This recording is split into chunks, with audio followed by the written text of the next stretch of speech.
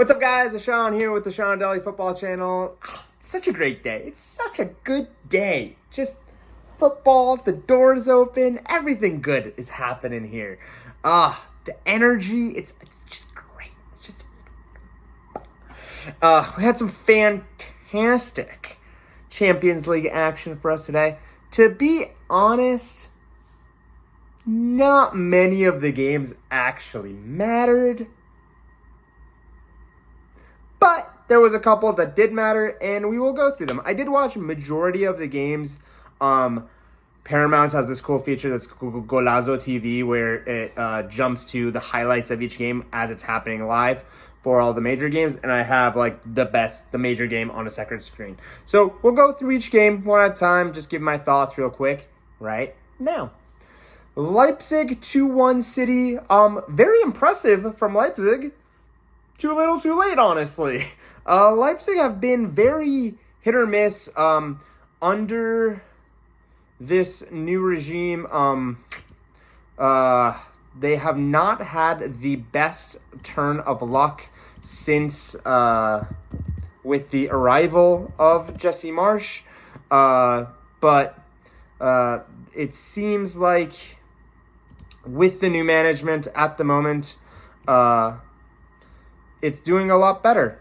Akim Bierlorzer.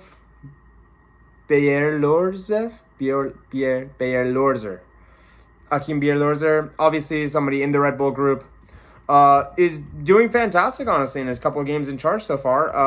I've been very impressed, again, with the Leipzig project. Unfortunately, Leipzig huffed and puffed in this Champions League, but just not enough. Europa League, honestly, is an avenue for them to win something.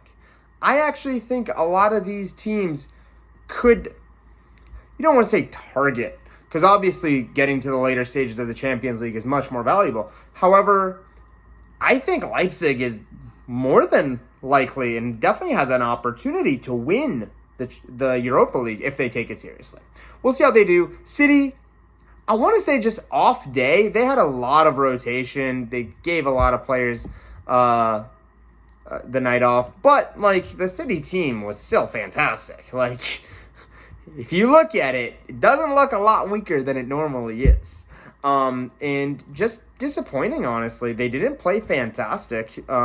They did kind of huff a little bit in the second half and started getting a little bit more in the game. Leipzig, just two fantastic goals, honestly.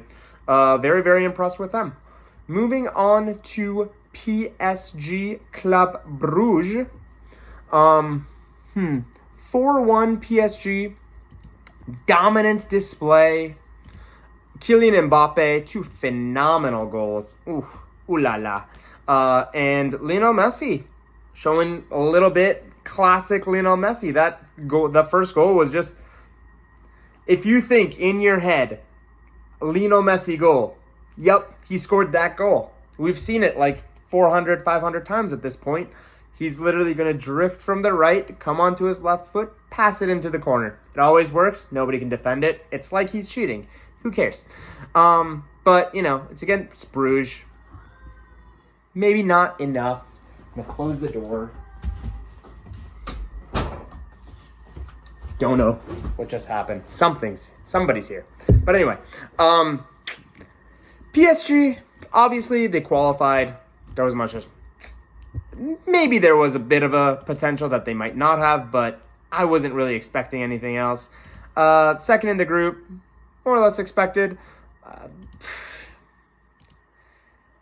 I still don't think PSG are going to do anything in this Champions League race. I still think the title's between Liverpool, Chelsea, and Bayern. Let's hope that all of them don't fall on one side of the bracket, because that'll be a shame. And that's how somebody like PSG might win it. But outside of something like that happening, I don't see a lot of luck for PSG. I don't think PSG can even stand up against Man City, to be completely honest. They did win, but did they? Ajax, fantastic. Freaking amazing.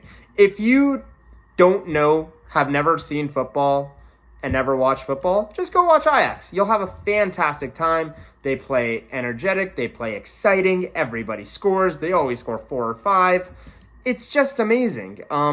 Ajax, perfect record in this year's Champions League, and deservedly so. They've been absolutely phenomenal. 20 goals in 6 games.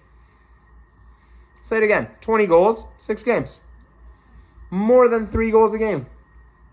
It's pretty entertaining to watch Ajax. Borussia Dortmund win. Beat Besiktas. Congratulations, I guess. I'm very disappointed in Dortmund, honestly. This was not really the group to falter in, and they really faltered in this group. They ended on 9 points, tied with Sporting. Sporting, you can argue.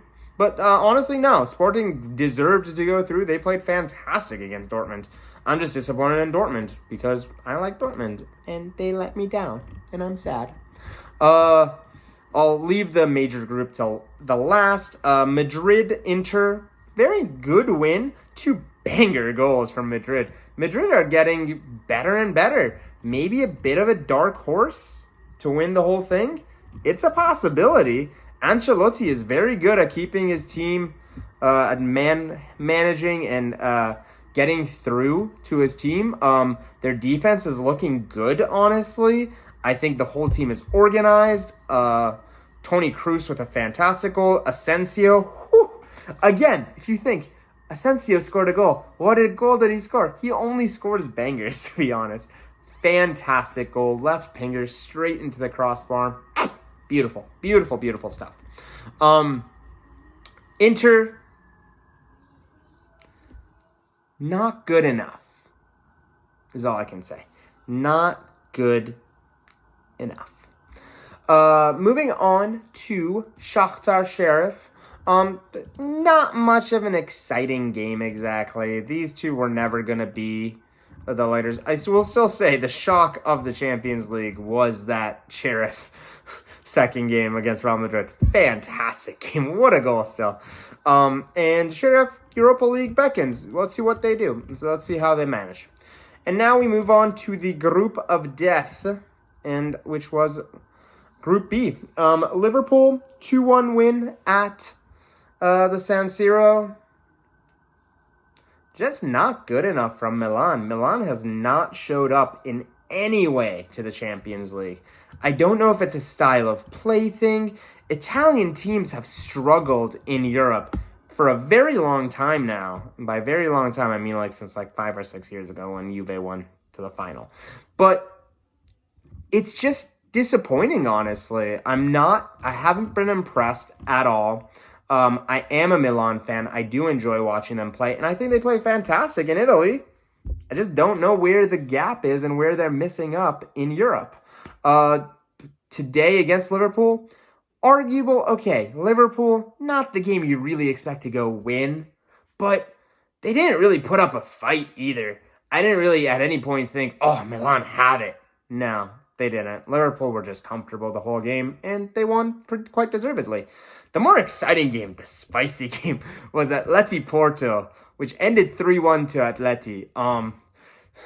2 red cards.